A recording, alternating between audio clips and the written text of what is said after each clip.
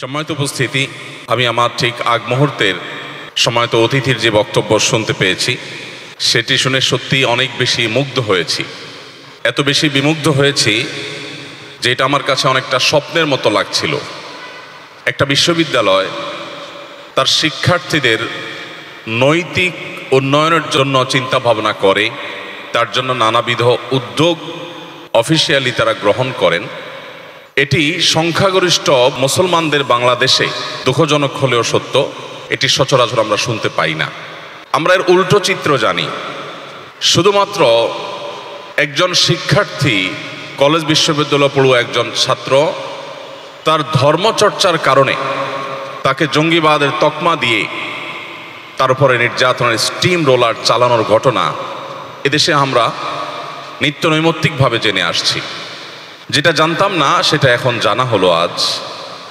অন্তরের অন্তঃস্থল থেকে গভীরভাবে আমি দোয়া করছি, আল্লাহ রাব্বুল আলামিনের কাছে ফরিয়াদ করছি, আল্লাহ রাব্বুল আলামিন এর পেছনে যারা কাজ করছেন সে সকল ব্যক্তিবর্গকে দুনিয়া এবং আখিরাতে উত্তম বিনিময় দান করুন।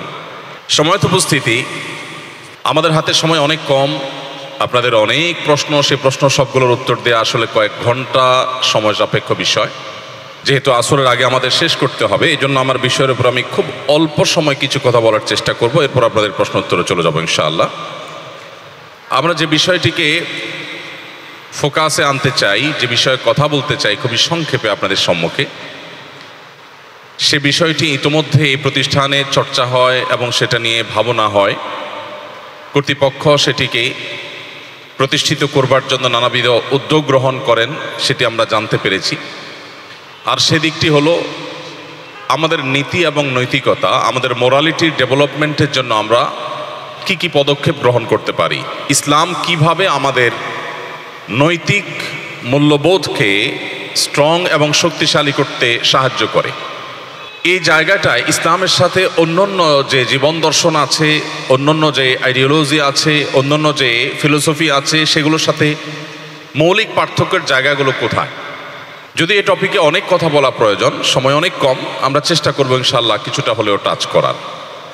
তবে সব কিছুর আগে আমি একটু আপনাদের কাছে বিনীতভাবে প্রশ্ন রাখতে চাই আমার শিক্ষার্থী বন্ধুদের কাছে। সেটি হলো, আমাদের এই প্রিয় স্বদেশ, এই প্রিয় মাতৃভূমি, আমরা জানি পৃথিবীর অন্য বেশিরভাগ দেশের চাইতে আমরা পিছিয়ে আছি, সব দিক থেকে আমরা পিছিয়ে আছি। পৃথিবীর আপনি যদি 10-20টি দেশ ভ্রমণ করবার সুযোগ পান, নির্দ্বিধায় বলা যায় আপনার প্রিয় এই স্বদেশ নিয়ে আপনার আক্ষেপ বেড়ে যাবে, আপনার কষ্ট এবং দুঃখ বেড়ে যাবে। কারণ আপনি পৃথিবীর অন্য যে কোনো দেশের সাথে তুলনা করলে, বেশিরভাগ দেশের সাথে তুলনা করে আপনি দেখতে পাবেন আপনার দেশটি অনেক পিছিয়ে আছে। যেমন অর্থনীতিতে পিছিয়ে আছে, ঠিক তেমনিভাবে জ্ঞানে বিজ্ঞানে আমরা পিছিয়ে আছি, আবিষ্কারে আমরা পিছিয়ে আছি, নানান দিক থেকে আমরা পিছিয়ে আছি। এই যে আমরা পিছিয়ে আছি, এর কারণ কি? আমরা যদি এর কারণ আবিষ্কার করতে যাই, তাহলে এটার জন্য কোনো পণ্ডিত হওয়ার, এর জন্য আলাদা কোনো বিশেষ গবেষক হওয়ার আমার মনে হয় না প্রয়োজন আছে। কারণ আমাদের এই দেশে আমরা যদি বিগত 10, 20, 30 বা 40 বছর আগের যে সামাজিক প্রেক্ষাপট আছে সেটার সাথে আজকের সামাজিক প্রেক্ষাপটকে আমরা তুলনা করি, আমার মনে হয় দিনের আলোর মতো পরিষ্কার হয়ে যাবে যে আমাদের সংকটের জায়গাটা আসলে ঠিক কোথায়।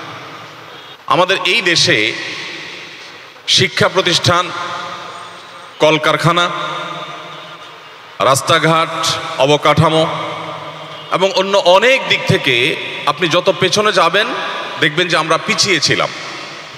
এখন যত শিক্ষা প্রতিষ্ঠান আছে, যত বিশ্ববিদ্যালয় আছে, আজ থেকে 20 বছর, 30 বছর, 40 বছর আগে এতগুলো ইউনিভার্সিটি ছিল না, এতগুলো কলেজ ছিল না, এতগুলো শিক্ষালয় ছিল না। এখন যতগুলো কলকারখানা আছে, আজ থেকে 20, 30, 40 বছর আগে চলে গেল, আমরা দেখব যে এতগুলো কলকারখানা তখন ছিল না। এখন যে পরিমাণ ডাক্তার, যে পরিমাণ ইঞ্জিনিয়ার, যে পরিমাণ শিক্ষিত মানুষ, যে পরিমাণ পিএইচডি হোল্ডার এদেশে আছে, আমরা যত পেছনে যাব দেখব এর সংখ্যা তত বেশি ছিল না কম। কোনো সন্দেহ নেই যে অনেক কম ছিল। তাহলে আমাদের রাস্তাঘাট, কালভার্ট, অবকাঠামোগত উন্নয়ন এটা হয়েছে আগের তুলনায় কিছুটা হলেও হয়েছে। শিক্ষা প্রতিষ্ঠান বলেন, শিক্ষিত মানুষের হার বলেন, সব দিক থেকে আমরা কিন্তু এগিয়েছি। কিন্তু এরপরও দেশ যেভাবে আগানোর কথা, পৃথিবীর অন্যান্য দেশের সাথে তাল মিলানোর কথা, তার ধারে কাছে আমরা যেতে পারি নাই। আমাদের সংকটের জায়গাটা আসলে কোথায়? আমাদের শিক্ষিতের হার আরও বাড়া দরকার, সন্দেহ নেই। আমাদের শিক্ষা প্রতিষ্ঠানগুলোর সংখ্যা, মান আরও বাড়া দরকার। কিন্তু যেটুকু বেড়েছে সেটুকুর সুফল আমরা কতটা পাচ্ছি? যদি না পেয়ে থাকি তার কারণটা কি? আমার মনে হয় এই প্রশ্নের উত্তরে আমরা বেশিরভাগ মানুষই বলবো যে আমরা শিক্ষিত হয়েছি অনেকেই, কিন্তু আমরা মানুষ হতে পারিনি। যেটি আমার পূর্বের সম্মানিত অতিথি, সম্মানিত আলোচক তিনি বলেছেন, আমরা অনেকেই কিন্তু মানুষ হিসাবে জন্মগ্রহণ করেছি, কিন্তু মনুষ্যত্ব অর্জন করতে পারিনি। মনুষ্যত্বটা অর্জন করবার মতো বিষয়। তিনি গরু বা অন্যান্য পশু পাখি এবং মানুষকে পৃথক করেছেন। চমৎকার। এই বিষয়ে আপনাদেরকে আমি একটা উদাহরণ পেশ করতে চাই। ডক্টর খন্দকার আব্দুল্লাহ জাহাঙ্গীর রহমতুল্লাহ আলাইহির নাম আপনারা শুনেছেন নিশ্চয়ই। ইসলামী বিশ্ববিদ্যালয় কুষ্টিয়ার প্রফেসর ছিলেন। বেশ অনেক বছর আগে সড়ক দুর্ঘটনায় তিনি মারা গেছেন।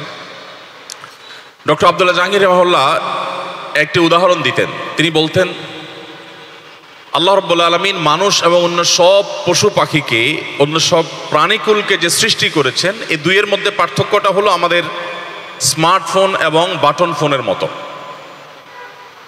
আমরা যে বাটন ফোন ইউজ করি, এই বাটন ফোন সাধারণত যা যা প্রোগ্রাম দেওয়ার আছে কোম্পানি সবগুলোর মধ্যে দিয়ে রাখে। নতুন করে এখানে কোনো প্রোগ্রাম আপলোড করার, নতুন করে কোনো প্রোগ্রাম ইনস্টল করার, নতুন করে কোনো প্রোগ্রাম সেখানে যুক্ত করবার কোনো সুযোগ নেই।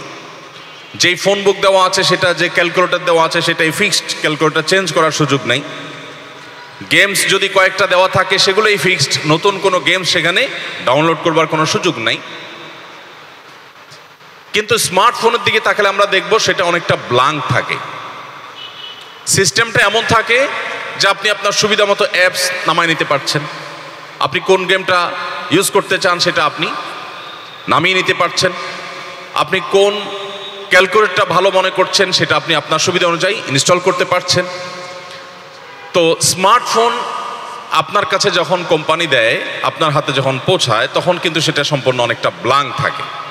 আপনি আপনার মোবাইলে ইমেল ইত্যাদি দিয়ে যখন আপনি ওপেন করেন, এরপর আপনার সুবিধা অনুযায়ী একটা একটা প্রোগ্রাম আপনি সেখানে নামিয়ে নেন। কোন প্রোগ্রাম আপনি রাখবেন আর কোনটা ডিলিট করবেন, কোনটা ইনস্টল করবেন, কোনটা আনইনস্টল করবেন, কয়দিন ব্যবহার করে আবার চেঞ্জ করবেন কি করবেন না, এটা সম্পূর্ণ আপনার অভিরুচি। আল্লাহ সুবহানাহু ওয়া তাআলা সমস্ত পশু পাখি, অন্য সব প্রাণীকুলকে সৃষ্টি করেছেন বাটন ফোনের মতো করে, যে তার ভিতরে যা যা দেওয়ার আছে তার সব কিছু আল্লাহ দিয়ে দিয়েছেন। নতুন করে সেখানে আসলে তেমন কিছু ইনস্টল করার কোনো অপশন আল্লাহ তাআলা রাখেন নাই। এই জন্য ওই ফোন কেনার পরে আপনি ওপেন করেই সাথে সাথে ব্যবহার করা শুরু করতে পারবেন। একটি হাঁসের বাচ্চা ডিম থেকে ফুটে বের হওয়ার পরই সে কিন্তু সাঁতরাতে পারে। তাকে সাঁতরানোর জন্য কোনো ট্রেনিং সেন্টারে যেতে হয় না, কোনো সুইমিং পুলে ভর্তি যেতে হয় না, কারো হাত ধরে ধরে সাঁতরানো তাকে শিখতে হয় না। একটা গরুর বাছুর জন্মের পরপরই সে খুব অল্প সময়ের মধ্যে সে দাঁড়িয়ে হাঁটা শুরু করতে পারে। একটা ছোট মুরগির ছানা ডিম থেকে বের হয়েই সে চিউ চিউ করে তার খাবার আহরণ করার জন্য দৌড়ে ছুটে চলে যায় এবং খাবার আহরণ করতে সে শুরু করে দেয়। প্রত্যেকটা প্রাণীকে আল্লাহ তাআলা এভাবে সৃষ্টি করেছেন যে তার ভিতরে যা যা দেওয়ার আল্লাহ তাআলা দিয়ে দিয়েছেন, এবং সেগুলো শেখার জন্য তো কোথাও তাকে যেতে হয় না, এবং সে নতুন করে কোনো কিছু তার ভিতরে সে ঢুকাবে, ইনস্টল করবে, তার ডেভেলপ করবে, এরকম কোনো অপশন আল্লাহ তাআলা আসলে রাখেন নাই। মানুষকে আল্লাহ সৃষ্টি করেছেন এমনভাবে যে মানুষের ভেতরে সম্পূর্ণ ব্ল্যাঙ্ক অবস্থাতে মানুষ দুনিয়াতে আসে, মাতৃগর্ভ থেকে আসে সম্পূর্ণ খালি। তার ভেতরে কোনো জীবন দর্শন সম্পর্কে কোনো আইডিয়া থাকে না। সে কোন পথে গেলে তার ভালো হবে, কোন পথে গেলে তার মন্দ হবে, কোনো ধারণা থাকে না। সম্পূর্ণ স্মার্টফোনের মতো করে আল্লাহ সুবহানাহু ওয়া তাআলা অপশন দিয়ে রেখেছেন সে কোন আইডিওলজি গ্রহণ করবে, কোনটা করবে না, কোন জীবন দর্শন সে অনুসরণ করবে আর কোনটাকে সে পরিহার করবে। এই শক্তি আল্লাহ তাআলা তার ভিতরে দিয়ে রেখেছেন স্মার্টফোনের মতো করে। সে তার পছন্দ অনুযায়ী, সে তার বিবেচনা অনুযায়ী, সে তার গবেষণা অনুযায়ী, সে তার বুদ্ধিমত্তাকে ব্যবহার করে সে অনুযায়ী সেই প্রয়োজনীয় আইডিওলজিকে, জীবন দর্শনকে, ফিলোসফিকে সে তার মধ্যে ধারণ করে। সে চাইলে সেটাকে আবার চেঞ্জও করতে পারে। এজন্য মানুষ ডাক্তার হয়, মানুষ ইঞ্জিনিয়ার হয়, মানুষ আলিম হয়, মানুষ গবেষক হয়, মানুষ আবিষ্কারক হয়। মানুষ এক এক প্রতিষ্ঠানে ভর্তি হলে এক এক দিক থেকে সে নিজে ডেভেলপ করতে পারে, এক এক দিক থেকে তার উন্নয়ন করতে পারে। মানুষ এবং অন্যান্য প্রাণীর মধ্যকার এই পার্থক্য এই যে স্মার্টফোন এবং বাটন ফোন দিয়ে প্রয়াত ডক্টর আব্দুল্লাহ জাহাঙ্গীর রহমাহুল্লাহ বোঝাবার চেষ্টা করেছেন। স্যারের উদ্দেশ্য ছিল একটি বার্তা দেওয়া। সে বার্তা হলো আল্লাহ রাব্বুল আলামিন আমাদেরকে যেহেতু এমনভাবে তৈরি করেছেন যে আমরা চাইলেই আমাদের মধ্যে কোনো কিছু ধারণ করতে পারি, এই জন্যই আমাদের পরিবেশ, প্রতিবেশ, আমাদের পরিবার, আমাদের আশপাশ, আমাদের শিক্ষা সিস্টেম, এই সব কিছু আমাদেরকে প্রভাবিত করে। আমরা কোন জিনিসটাকে নিজের ভিতরে ইনস্টল করব আর কোনটা করব না। ঠিক এই কথাটাকে মিন করে নবী সাল্লাল্লাহু আলাইহি ওয়াসাল্লাম বলেছেন, সহিহ বুখারীতে হাদিসটি বর্ণিত হয়েছে, কুল্লু মাওলুদিন ইউলাদু আলাল ফিতরাহ ইল্লা আন্না আবওয়াহু ইয়াহউদানিহি আও ইউনাসরানিহি আও ইউমাজ্জিসানিহি। প্রতিটি শিশু জন্মগতভাবে আল্লাহ রাব্বুল আলামিনের প্রতি ঈমানদার অবস্থায় পরিচ্ছন্ন মন নিয়ে সে জন্মগ্রহণ করে। তার মধ্যকার যত মন্দ দিক আসে, সে যে খারাপ পথে পরিচালিত হয়, তার চরিত্রের মধ্যে যে বিভিন্ন কালিমা যুক্ত হয়, এই সবগুলো প্রধানত তার মা বাবা অর্থাৎ তার পরিবার, তার পরিবেশ, প্রতিবেশ, এগুলো দ্বারা সে প্রভাবিত হয় এবং এগুলো দ্বারা সে পরিচালিত হয়। সম্মানিত উপস্থিতি, ইসলাম কেন আমাদের জীবনে অ্যাজ এ মুসলিম আমাদের জীবনে খুব গুরুত্বপূর্ণ হওয়া উচিত এবং আমাদের জীবনে ইসলামের প্রভাব কেন থাকা উচিত, কেন চর্চা করা উচিত? কারণ আমাদের প্রিয় স্বদেশে আমরা যেটা বলছিলাম একটু আগে, যে পরিমাণ শিক্ষিত মানুষ বেড়েছে সে পরিমাণ ভালো মানুষ বাড়েনি। যার কারণে দেশের সম্পদ আমরা নিজ হাতে দেশের বাইরে পাচার করি। দেশকে আমরা শূন্য করে রেখে আমাদের নিজের আখের গোছাবার চেষ্টা করি। মাতৃভূমির প্রতি যে সহজাত টান, এটা আল্লাহ তাআলা মানুষ তো পরের কথা, পশুর মধ্যেও দিয়ে রেখেছেন। পশু পাখিরা, প্রাণীরাও যেখানে থাকে সেই জায়গার প্রতি তাদের মায়া সৃষ্টি হয়। প্রিয় নবী সাল্লাল্লাহু আলাইহি ওয়াসাল্লাম মক্কা থেকে হিজরত করে যখন মদিনায় তাকে আসতে হয়েছে, বাধ্য হয়েছে, নিজ মাতৃভূমি তাকে থাকতে দেওয়া হয়নি। তিনি কিন্তু মদিনায় এসে যখন আল্লাহর নির্দেশ মোতাবেক বাইতুল মাকদিসের দিকে ফিরে সালাত আদায় করছিলেন, নামাজ পড়ছিলেন, অথচ ইতিপূর্বে তিনি মক্কার দিকে ফিরে সালাত আদায় করছিলেন। তার নিজ মাতৃভূমির দিকে ফিরে সালাত আদায় করতে তার কাছে ভালো লাগতো। তিনি বারবার আকাশের দিকে চেয়ে চেয়ে চাইছিলেন, তাকিয়ে তাকিয়ে আল্লাহর কাছে মনে মনে আকুতি পেশ করছিলেন যেন আবারও নিজ মাতৃভূমির দিকে ফিরে তিনি সালাত আদায় করতে পারেন। আল্লাহ কোরআনে সেটাকে উল্লেখ করেছেন। আল্লাহ বলেছেন যে কাদ নারা তাকাল্লুবা ওয়াজহিকা ফিস সামা, হে রাসূল আপনি বারবার আকাশ পানে তাকিয়ে যে আকুতি পেশ করছেন এটা আমি দেখতে পাচ্ছি। আল্লাহ বলেছেন ফালানুওয়াল্লিয়ান্নাকা কিবলাতান তারদাহা, অচিরেই আপনার মাতৃভূমির দিকে ফিরে নামাজ পড়ার বিধান আপনাকে দেয়া হবে, যেটা আপনার মনকে প্রশান্ত করবে। মাতৃভূমির প্রতি সহজাত টান, এটার জন্য ঈমান বা ইসলামের প্রয়োজন নাই, মুসলমান হওয়ারও প্রয়োজন নাই, কমন সেন্স থাকা যথেষ্ট। আমাদের এই দেশ, এখানে বহু সম্ভাবনা থাকলেও আমরা দেখছি দীর্ঘদিন পর্যন্ত আমাদের দেশের মাটি, আমাদের দেশের পরিবেশ, এদেশের মানুষকে খাবলে খাচ্ছে কিছু মানুষ। এই যে মনুষ্যত্বের অভাব, এটাই আমাদের পিছিয়ে থাকার প্রধান কারণ। বাংলাদেশের মানুষের প্রকৃতিগতভাবে কিছু ভালো দিক আছে, কিছু মন্দ দিক আছে অন্য সব দেশটির মতো। আমি 10-10টি বছর প্রবাসে কাটিয়েছি। আমি দেখি যে আমাদের দেশি মানুষদের মধ্যে, মিডল ইস্টে, মালয়েশিয়াতে বা অন্য যে কোনো দেশে আমাদের প্রবাসী ভাইরা থাকেন, তাদের মধ্যে পরিশ্রম করে তাদের অর্থনৈতিক সমৃদ্ধি আনার জন্য যে প্রচেষ্টা, সেই প্রচেষ্টাটা অন্য অনেক দেশি মানুষের চাইতে অনেক বেশি আমার কাছে মনে হয়েছে। কিন্তু ওই যে এই দেশে শিক্ষিত মানুষ বেড়েছে কিন্তু ভালো মানুষ বাড়েনি। আমাদের মোরালিটি কমেছে, আমাদের মধ্যে সততা, নীতিনৈতিকতা, আদর্শিকতা, এই জিনিসগুলো আমরা যত পেছনে যাব তত ভালো ছিল আমাদের। অর্থাৎ বৈষয়িক উন্নতির যে প্যারামিটারগুলো, এগুলোতে আমরা একটু একটু করে আগে বাড়লেও আমাদের নৈতিক উন্নয়নের জায়গাটাতে আমরা পিছিয়েছি, আর যার কুফল আমরা নিজের চোখের সামনে দেখতে পাচ্ছি। এই জন্যই একজন মুসলমান হিসাবে আমার আখিরাতের উন্নতি তো বটেই, আমাদের এই প্রিয় স্বদেশকে যদি আমাদের উন্নতি ঘটাতে হয়, এটাকে যদি বিশ্বের দরবারে মাথা উঁচু করে এটাকে নিয়ে দাঁড়াতে হয়, তাহলে আমাদের মধ্যে নৈতিকতা, মোরালিটি, এটার উন্নয়নের কোনো বিকল্প পথ আমাদের সামনে খোলা নেই। সম্মানিত উপস্থিতি, ইসলাম এই বিষয়টাকে সবচেয়ে গুরুত্ব দিয়েছে। আপনারা বিশ্ববিদ্যালয় শিক্ষার্থী হিসাবে প্রিয় নবী মুহাম্মদ সাল্লাল্লাহু আলাইহি সাল্লামের জীবন নিয়ে যদি পড়াশোনা করেন, গবেষণা করেন, স্টাডি করেন, আপনারা দেখতে পাবেন আমাদের নবীজি সাল্লাল্লাহু আলাইহি সাল্লাম তিনি বিজ্ঞানের কোনো সূত্র আবিষ্কার করেননি। আমাদের নবীজি সাল্লাল্লাহু আলাইহি সাল্লাম তিনি জ্ঞান বিজ্ঞানে আপনারা যেটাকে অবদান মনে করেন সেই টাইপের কাজকর্ম তার জীবনে আপনি খুঁজে পাবেন না। আপনি একটা জিনিস দেখতে পাবেন, সেটা হলো মুহাম্মদ সাল্লাল্লাহু আলাইহি ওয়াসাল্লাম পৃথিবীর ইতিহাসের, মানব ইতিহাসের সবচাইতে জঘন্য, সবচাইতে বর্বরতম সমাজকে মানব ইতিহাসের সবচাইতে শ্রেষ্ঠ এবং সোনালী সমাজে পরিবর্তন করে তারপর দুনিয়া তিনি ত্যাগ করেছেন খুব অল্প সময়ের মধ্যে।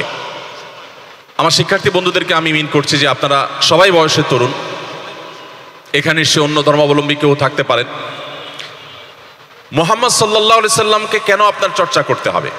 কারণ পৃথিবীতে বহু মনীষী আপনি পাবেন, কিন্তু দুনিয়ার আলো এটি দেখার আগে থেকেই যার জীবনে বাধা শুরু হয়েছে, মাতৃগর্ভে থাকাকালীন সময়ে বাবাকে যিনি হারিয়েছেন, দুনিয়ার আলো দেখতে না দেখতেই যখন তিনি দুধের শিশু তখনই তার মায়ের ছায়াও তার থেকে সরে গেছে, তিনিও মারা গেছেন। বাবা মা দুজনকে হারিয়েছেন দুধের শিশু থাকা অবস্থায়। এরপর তার সবচেয়ে বড় আশ্রয়দাতা, তার সবচেয়ে বড় অভিভাবক দাদা আব্দুল মুত্তালিব, তিনিও সেই শৈশবেই দুনিয়া ত্যাগ করলেন। তার সবচেয়ে বড় আশ্রয়ের জায়গা যখন ছিল ঘরে খাদিজা রাদিয়াল্লাহু তাআলা আনহা, আর বাইরে আবু তালেব, জীবনের সবচেয়ে কঠিন যে সময়টি তিনি পার করছিলেন সে বছর এই দুজনের ছায়াও তার থেকে সরে গেল। শুরু হলো নির্যাতন, স্টিম রোলার, যার দিকে চোখ তুলে তাকাবার সামর্থ্য মক্কার কোনো মানুষের ছিল না। কারণ কুরাইশের সবচেয়ে সম্ভ্রান্ত বংশের, সবচেয়ে সম্ভ্রান্ত পরিবারের সবচেয়ে সম্মানীয় মানুষ ছিলেন, এবং যে মক্কার মানুষ তার নৈতিক ভিত্তির কারণে, তার আদর্শিক শক্তির কারণে, তার মোরাল দিকটা সর্বোচ্চ পর্যায়ে থাকার কারণে যেই মক্কার মানুষেরা তাকে আল আমিন উপাধি দিয়েছিল, সবচেয়ে বিশ্বস্ত মনে করত, সেই মক্কার মানুষদের কেউ কেউ তার মুখের উপর থুতু পর্যন্ত একসময় নিক্ষেপ করেছে। নির্যাতন যতভাবে হতে পারে তার সব কিছু করেছে। একটা পর্যায়ে তাকে সেই প্রিয় মাতৃভূমি ছেড়ে তাকে চলে যেতে হয়েছে। তিনি হিজরত করে মদিনায় আসলেন। মদিনায় আসার পর তাকে একটি রাতের জন্য শান্তিতে থাকতে দেওয়া হয়নি। কখনো বদর, কখনো উহুদ, কখনো তাবুক, কখনো খন্দক, একের পর এক যুদ্ধ, একের পর এক আগ্রাসন তাকে চাপিয়ে দেওয়া হয়েছে। একজন মানুষের জীবনে এত বাধার পাহাড় ডিঙিয়ে বেঁচে থাকাটাই তো স্বপ্ন। সেখানে মুহাম্মদ সাল্লাল্লাহু আলাইহি সাল্লাম মদিনা হিজরতের পর মাত্র 13 বছর সময় পেয়েছিলেন তার মিশনকে সাকসেস করবার জন্য। এই 13 বছর সময়ের মধ্যে তিনি তার মিশনকে পৃথিবীর সবচাইতে শক্তিশালী মিশনে, তার আদর্শকে সবচেয়ে শক্তিশালী আদর্শ হিসাবে, গোটা পৃথিবীর সবচাইতে শক্তিশালী পাওয়ার হিসাবে তার আদর্শকে তিনি প্রতিষ্ঠিত করে তারপর তিনি দুনিয়া ত্যাগ করেছেন। কেন আপনার মুহাম্মদ সাল্লাল্লাহু আলাইহি সাল্লামকে পাঠ করা উচিত? কেন তার সিরাত এবং জীবন ইতিহাস আপনার পড়া উচিত? যদি আপনি সাকসেস হতে চান, যদি আপনি চ্যালেঞ্জের এবং বাধার পাহাড় ডিঙ্গিয়ে সাফল্যের শেখরে পৌঁছতে চান, তাহলে আপনাকে মুহাম্মদ সাল্লাল্লাহু আলাইহি সাল্লামকে পাঠ করতে হবে। কারণ তার মতো এত অধিক বাধার পাহাড় ডিঙ্গিয়ে এত অল্প সময়ের মধ্যে নিজের মিশনকে এত উন্নতির উচ্চতা এবং শেখরে পৌঁছে দেওয়ার ঘটনা পৃথিবীতে আর কোনো মনীষীর মধ্যে আপনি দেখতে পাবেন না। সম্মানিত ভাইয়ের আমার, আর এই জন্যই মুসলমান হিসাবে আমাদের ইসলামের চর্চা আমাদের জন্য খুব বেশি গুরুত্বপূর্ণ। আমাদের নিজেদের জন্য, আমাদের দেশের জন্য, গোটা বিশ্ব মানবতার জন্য। আপনি যদি ইসলাম আমাদেরকে কিভাবে মোরাল ডেভেলপমেন্টের কথা বলেছে সেদিকে তাকান, আপনি দেখতে পাবেন ইসলাম আমাদেরকে জীবনের লক্ষ্য এবং উদ্দেশ্যকে সবসময় মাথায় রাখতে উৎসাহিত করেছে, নির্দেশ করেছে। আল্লাহ বলেছেন, ওয়ামা খালাকতুল জিন্না ওয়াল ইনসা ইল্লা লিয়াবুদুন, আমি জিন এবং মানুষকে সৃষ্টি করেছি আমার ইবাদতের জন্য। মানুষের জীবনের লক্ষ্যই হলো আল্লাহর একত্ববাদকে প্রতিষ্ঠা করা, আল্লাহর গোলামি করা, আল্লাহর দাসত্ব করা। মানুষ জ্ঞান বিজ্ঞানে অবদান রাখবে, তার উদ্দেশ্য হবে মানুষের সেবা, এবং যার মাধ্যমে সে আল্লাহর সন্তুষ্টি লাভ করতে পারবে।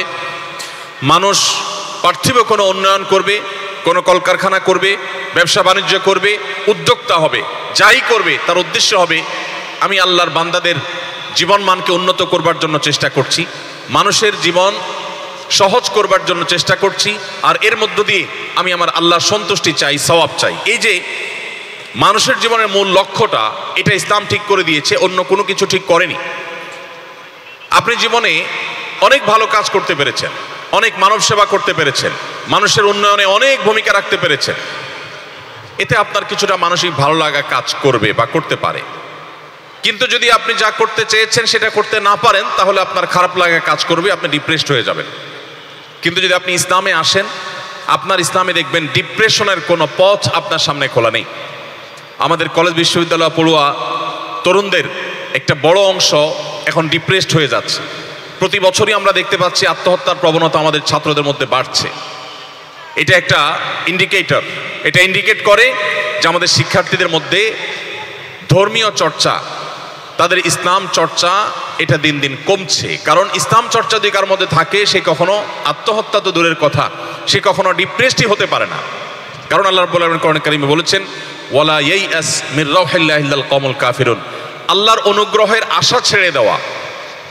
দেয়ালে পিঠ থেকে গেছে, আমার আর বেঁচে থাকার কোনো মানে নাই, আমি বেঁচে থেকে আর কোনো লাভ নাই, আমার দ্বারা কিছু হবে না, আমার বোধহয় এই পরিস্থিতি থেকে আর উত্তরণের কোনো পথ খোলা নেই, আমার বোধহয় এখন আর বেঁচে থাকার কোনো ওয়ে নাই।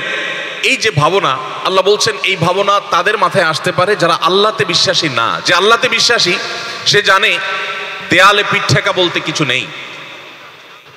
তার জীবনে যদি দেখে সে সম্ভাবনার সকল দুয়ার বন্ধ হয়ে গেছে, সে তখনও বিশ্বাস করে আরশে আজিমের দুয়ার খোলা আছে। আল্লাহর দুয়ার কখনো বন্ধ হয় না। একজন মানুষ যখন বাধার সকল প্রাচীর তার সামনে এসে পড়ে, তখনও সে চিন্তা করে এতগুলো বাধার প্রাচীর ডিঙিয়ে যদি মুহাম্মদ সাল্লাল্লাহু আলাইহি সাল্লাম তার মিশনকে সাকসেস করতে পারেন, আমি তার উম্মত, তিনি যে আল্লাহতে বিশ্বাসী, আমি সে আল্লাহতে বিশ্বাসী, সো আমার দ্বারা সকল বাধার প্রাচীরকে ডিঙানো সম্ভব, সেটা আজ হোক আর কাল। তো ইসলাম মানুষকে যে জীবনের লক্ষ্যের পথে সব সময় মাথায় রেখে লক্ষ্যের পথে দৃষ্টি রেখে মানুষকে চলতে বলেছে, এটা হলো মানুষের নৈতিকতার মূল ভিত্তি। মানুষকে একটা সময় তার সারা জীবনের সমস্ত কাজ কাম, ছোট বড় প্রত্যেকটা ক্রিয়াকর্মের হিসাব আল্লাহর সামনে দিতে হবে। এটি মানুষকে নৈতিকভাবে, আদর্শিকভাবে, মোরাল দিক থেকে মানুষকে স্ট্রং করে, শক্তিশালী করে। আল্লাহ রাব্বুল আলামিন কোরআনে কারীমে বলেছেন, ফামান ইয়া'মাল মিসকালা যাররাতিন খায়রান ইয়ারা ওয়া মান ইয়া'মাল মিসকালা যাররাতিন শাররান ইয়ারা। যাররা পরিমাণ যদি কেউ কোনো ভালো কাজ করে, তার বিনিময় সে যেরকম আল্লাহর কাছে পাবে, আবার যাররা পরিমাণ যদি কোনো খারাপ কাজ করে, তার পরিণতিও তাকে ভোগ করতে হবে। এটা হলো ইসলামের দর্শন। আপনি যদি খ্রিস্টান ধর্মে যান, আপনি দেখবেন এর সম্পূর্ণ বিপরীত চিত্র। খ্রিস্টান ধর্মে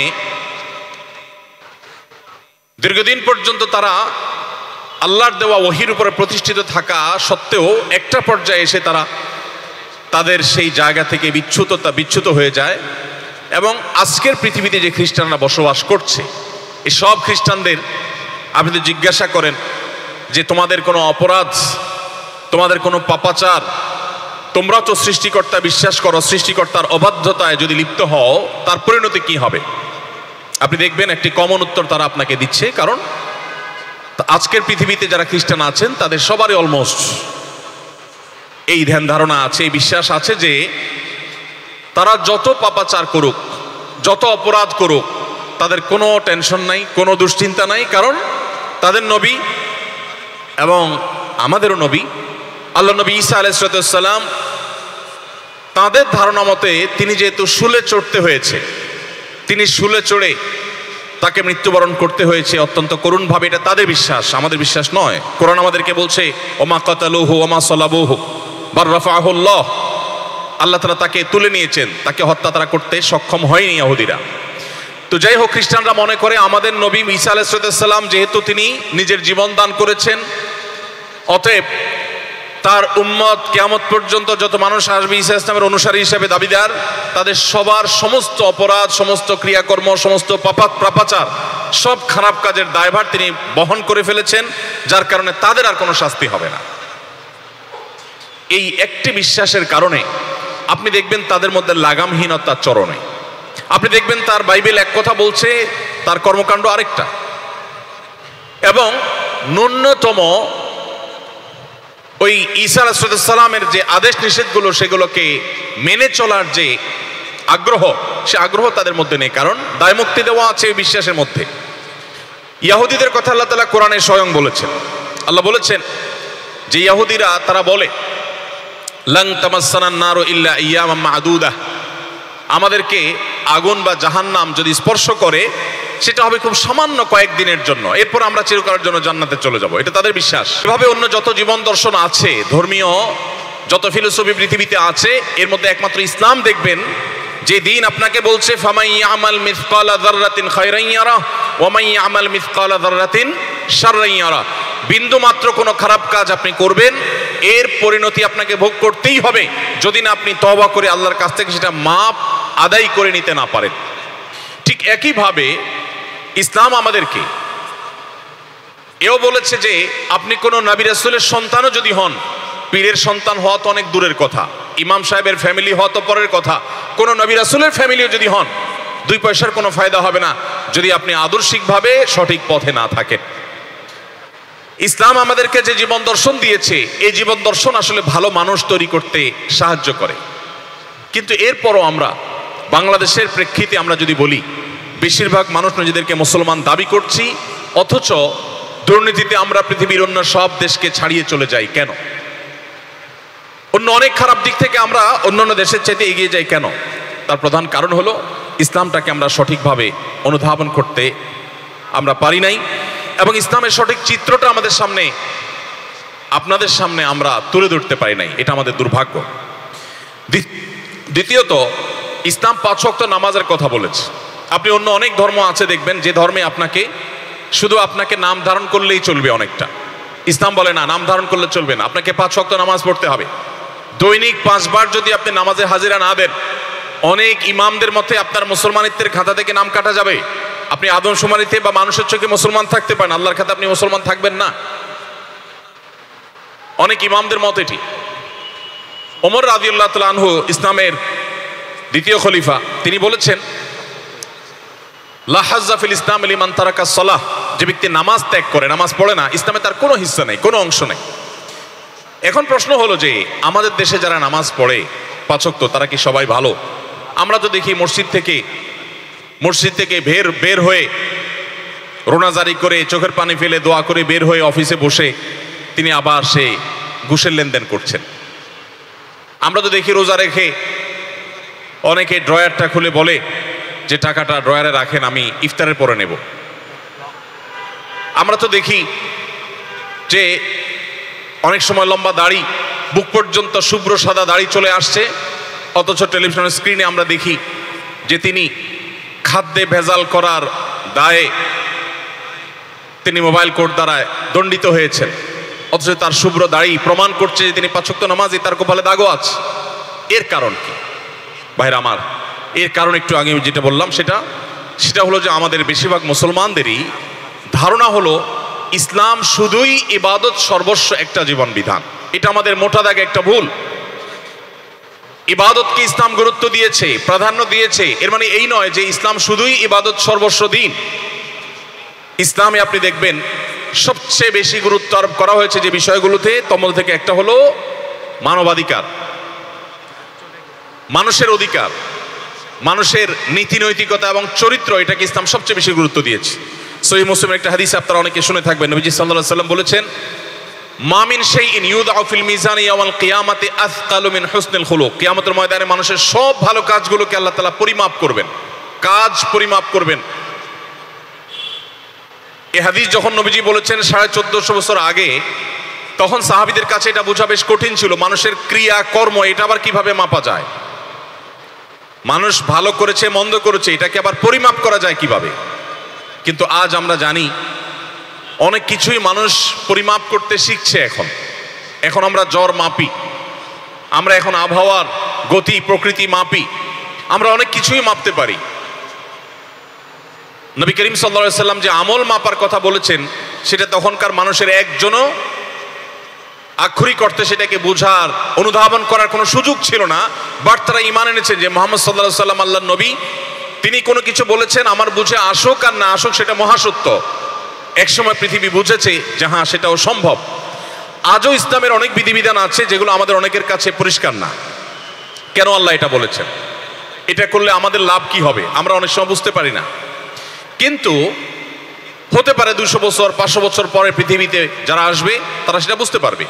তো এই জন্য একজন বুদ্ধিমান মুমিনের কাজ হলো কোরআন এবং সুন্নাহ যদি কোনো কিছুকে সাব্যস্ত করে, সেটা তার বুঝে আসুক আর না আসুক, তথাকথিত লজিকের মিটার দিয়ে সে আল্লাহর বিধিবিধানকে পরিমাপ করবার এই অহেতুক চেষ্টা করতে যাবে না। কারণ আল্লাহর বিধিবিধানকে মানুষের সীমিত বুদ্ধি বিবেক দিয়ে পরিমাপ করাটাই হলো সবচেয়ে নির্বুদ্ধিতা। মানুষ সবকিছু বুঝে ফেলবে তারপরে সে মানবে। আল্লামা ইকবালের একটা কবিতার অংশ হলো, তিনি বলেছেন জুজ সমঝ মে আ গই ও ফির খোদা কিউ কর হুয়া। যাকে আপনি আপনার ব্রেইনে রপ্ত করতে পেরেছেন, যার সমস্ত আদেশ নিষেধগুলোর যৌক্তিকতা অযৌক্তিকতা সব আপনি মেপে ঝুপে ধরে ফেলতে পেরেছেন, তিনি আবার আল্লাহ হয় কিভাবে? তিনি কিসের আল্লাহ? যিনি আপনার ব্রেইন দ্বারা ক্যাপচার্ড হয়ে গেছেন, আপনি সব কিছু তাকে বুঝে ফেলতে পেরেছেন। আল্লাহ তো সেই মহান সত্তা যার সব আদেশ নিষেধের নিগূঢ় রহস্য আপনি আবিষ্কার করতে পারবেন না। তিনি এত অসীম যে তার অনেক আদেশ নিষেধের যথার্থতা এটা বোঝার জন্য মানুষকে 1000 বছর অপেক্ষা করতে হবে, আবার কোনো আদেশ নিষেধের যথার্থতা বোঝার জন্য 2000 বছর অপেক্ষা করতে হবে।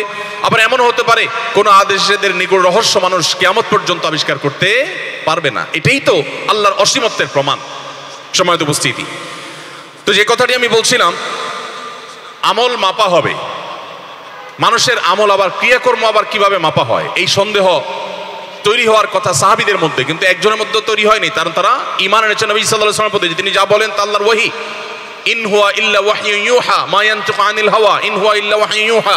তিনি নিজে থেকে কিছুই বলেন না, যা বলেন আল্লাহর পক্ষ থেকে ওহী। সো আমার বুঝে আসুক আর না আসুক সেটাই মহাসত্য। নবী করিম সাল্লাল্লাহু আলাইহি ওয়াসাল্লাম যে দিন দিয়ে গেছেন, এই পয়েন্টটিতে আমি আপনাদের বিশেষ মনোযোগ আকর্ষণ করব। এই দেশে নামাজি কালামি মুসলমান কম হোক বেশি হোক আছে, এই দেশে রোজাদার মুসলমান কম হোক বেশি হোক আছে, এদেশে দাড়িধারী মুসলমান কম হোক বেশি হোক পাবেন। এদেশে মা বোনদের মধ্যে আল্লাহর পর্দার বিধানকে মেনে চলা নারী কম হোক বেশি হোক পাবেন।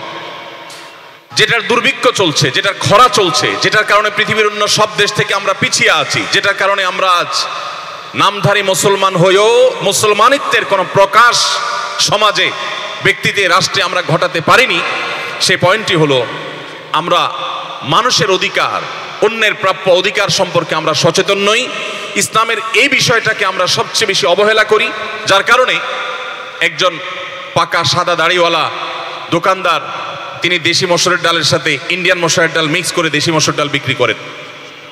দেখা যাচ্ছে তিনি নামাজ কালাম পড়েন, তিনি পারলে এরশাদ পড়েন, তাহাজ্জুদও পড়েন, কিন্তু তিনি এই কাজটা যে করছেন এটা যে তার সমস্ত নামাজকে নষ্ট করে দিচ্ছে, এটার কারণে তার নামাজ মূল্যহীন হয়ে যাচ্ছে, এটা দেখে যে তার নামাজও হাসছে, এটা বোঝার মতো বেশিরভাগ মুসলমানদের আমাদের সেই ইমানের শক্তি, সেই দ্বীনি চেতনা আমাদের মধ্যে জাগ্রত হয়নি। এবং এই ব্যর্থতাটা যতটা না আপনাদের, তার চেয়ে বেশি আমাদের। আমরা আপনাদেরকে ইসলামের সঠিক চিত্রটাকে আপনাদের সামনে তুলে ধরতে পারিনি। নবী করিম সাল্লাল্লাহু আলাইহি ওয়াসাল্লাম বলেছেন কিয়ামতের ময়দানে 3 ধরনের মামলা আল্লাহ রাব্বুল আলামিনের কাছে বান্দার উঠানো হবে। সমস্ত মানুষের 3 ধরনের বিচার আল্লাহ তাআলা করবেন। তার একটা হলো কোনো প্রকার শুনানি ছাড়া, বিনা শুনানিতে, বিনা আলোচনায় সোজা জাহান্নামে চলে যাওয়া হবে একটি মামলার আসামিদের। সেটি হলো আল্লাহর সঙ্গে যদি কেউ শিরকে লিপ্ত হয়, আল্লাহ এটা মাফ করবেন না। কেন? তার লজিক্যাল দিক কি সেটা নিয়ে অনেক দীর্ঘ আলোচনা করা যায়, কিন্তু আমার হাতে সময় নাই। আর একটু আগে আমরা বলেছি আমরা লজিক দেখেই আল্লাহ তাআলার আদেশের যথার্থতা পরিমাপ করতে যাব না। যাই হোক, এটা এক ধরনের। আর দ্বিতীয় হলো আল্লাহ রাব্বুল আলামিনের অধিকার সংশ্লিষ্ট বিষয়গুলো, যেমন নামাজ। একজন আসামি আল্লাহর কাছে কিয়ামতের ময়দানে তার বিরুদ্ধে মামলা উঠেছে যে তিনি নামাজে ত্রুটি করেছেন, কিছু নামাজ পড়েছেন, কিছু পড়েননি, পড়েছেন তো সঠিকভাবে পড়েননি, রোজা রেখেছেন তো কিছু ভেঙে ফেলেছেন, সেগুলো আর কাজা করেননি, কাজা করেছেন সঠিকভাবে করেননি, এ জাতীয় বিষয় যেগুলো শুধু আল্লাহর নির্দেশের লঙ্ঘন হয়েছে সরাসরি, সে তার সাথে মানুষের কোনো অধিকারের সম্পর্ক নাই, কোনো সংশ্লেষ নাই, এরকম বিষয়গুলো সম্পর্কে নবী সাল্লাল্লাহু আলাইহি ওয়াসাল্লাম মুসনাদে আহমদের বর্ণিত সেই হাদিসে বলেছেন সেই মামলাগুলো, সেই অপরাধগুলো বিচার করবেন আল্লাহ তাআলা। বিচার করে কাউকে আল্লাহ হয়তো শাস্তি দিবেন আর কাউকে বলবেন যাও মাফ করে দিয়েছে, সে জান্নাতে চলে যাবে। অর্থাৎ আল্লাহর অধিকার, আল্লাহর হক সংশ্লিষ্ট বিষয়গুলো আল্লাহ চাইলে যাকে ইচ্ছা তাকে মাফ করে দিবেন। 3 নম্বর ভয়াবহ যে মামলা, সেটি হলো কোন মানুষের অধিকার যদি কেউ নষ্ট করে, এই মামলার আসামি যারা হবে প্রথমটার মতোই অনেকটা আল্লাহ রাব্বুল আলামিন এটার ক্ষমার অপশন তার হাতে তিনি রাখেননি, এবং যার অধিকার খর্ব করা হয়েছে, নষ্ট করা হয়েছে, তার উপরে ন্যস্ত করা হবে যে সে যদি মাফ করে তুমি ক্ষমা পেতে পারো। আর বলা বাহুল্য, পৃথিবীতে মানুষ মানুষকে মাফ করলেও কিয়ামতের ময়দানে কেউ কাউকে সচরাচর মাফ করবে না। কেন করবে না? কোরআনের কারীমের আয়াত আপনারা শুনেছেন, আল্লাহ বলেছেন ইয়াউমা ইয়াফিরুল মারউ মিন আখিহি ওয়া উম্মিহি ওয়া আবিহি ওয়া সাহিবাতিহি ওয়া বানি। বাপ সন্তানকে চিনবে না, সন্তান বাপ মাকে চিনবে না, স্বামী স্ত্রী পরস্পর পরস্পরকে চিনবে না। ভয়াবহতা কি হতে পারে আমরা হয়তো অনুমান করতে পারছি না, আলমুল গায়বের বিষয়।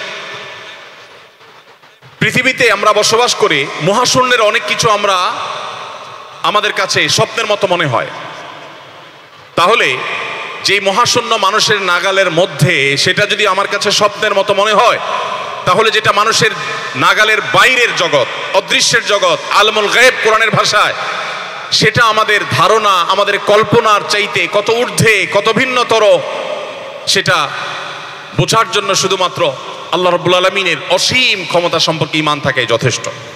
তো সেই সময়টাতে মানুষের অধিকার যারা নষ্ট করবে, বান্দার হক যারা নষ্ট করবে, এই মানুষগুলো সম্পর্কে আমরা বলছিলাম যে তারা যাদের অধিকার নষ্ট করেছে, দুনিয়াতে কেউ কাউকে মাফ করলো, আখিরাতে কেউ কাউকে মাফ করবে না। কেন করবে না? ওই যে বাবা মা সন্তানকে চিনবে না, কেন? এরকম পরিস্থিতি আদৌ হতে পারে? আমাদের অনেকের মধ্যে সন্দেহ আসতে পারে, ভাই এটা কোনো সম্ভব যে আমি আমার বাপ মাকে ভুলে যাব? পৃথিবীতে সবচেয়ে বেশি ভালোবাসি আমার মাকে, সেখানে মাকে দেখে আমি চিনব না, মাকে পরিচয় দিব না, লুকোচুরি করবো, মায়ের বিপদে আমি তার পাশে দাঁড়াবো, এটা হতে পারে? কিছুটা আমাদের বুঝে এসেছিল কোভিড-19 সময়, কিছুটা। বহু পরিবারে আমরা এরকম চিত্র দেখেছি যে চিত্র আমরা কল্পনাও করি নাই। কোভিড-19 তো আখিরাতে সেই ভয়াবহতার তুলনার সাথে কিছুই না। সেখানকার ভয়াবহতা যখন মানুষ আঁচ করবে, অনুমান করবে, তখন মানুষ পাগল পরা হয় ইয়া নাফসি করতে থাকবে। সেই সময়টাতে নবীজি সাল্লাল্লাহু আলাইহি ওয়াসাল্লাম বলেছেন, মানুষের অধিকার নষ্ট যারা করবে, এই মামলার এই অপরাধগুলো আল্লাহ তাআলা ক্ষমা করবেন না। এটার বিচার আল্লাহ তাআলা ওই সংশ্লিষ্ট ব্যক্তির উপর ন্যস্ত করবেন, আর ওই ব্যক্তি সাধারণত কোনো তার হক নষ্টকারী কাউকে পেলে কেউ কাউকে মাফ করবে না। ভাইরা আমার, এই জায়গাটাতে মনোযোগ না দেওয়ার কারণে আমরা নামধারী মুসলমান, আমরা পোশাকি মুসলমান, আমরা লেবাসধারী মুসলমান, আমরা ইবাদত সর্বস্ব ইসলাম পালন করি, ইসলামের পূর্ণাঙ্গ রূপ এবং চিত্রটা আমাদের সামনে আসে নাই। আপনি যদি মুহাম্মদ সাল্লাল্লাহু আলাইহি সাল্লামের সমাজ ব্যবস্থার দিকে তাকান, আপনি দেখতে পাবেন তিনি মদিনা রাষ্ট্রে আসার পর ইবাদতের প্রতি যতটা মনোযোগ দিয়েছেন, সামাজিক অধিকার, নৈতিক মূল্যবোধ, মানুষের আখলাক এবং চরিত্র, এগুলোকে ডেভেলপ করার জন্য তার চেয়ে বেশি মনোযোগ দিয়েছেন।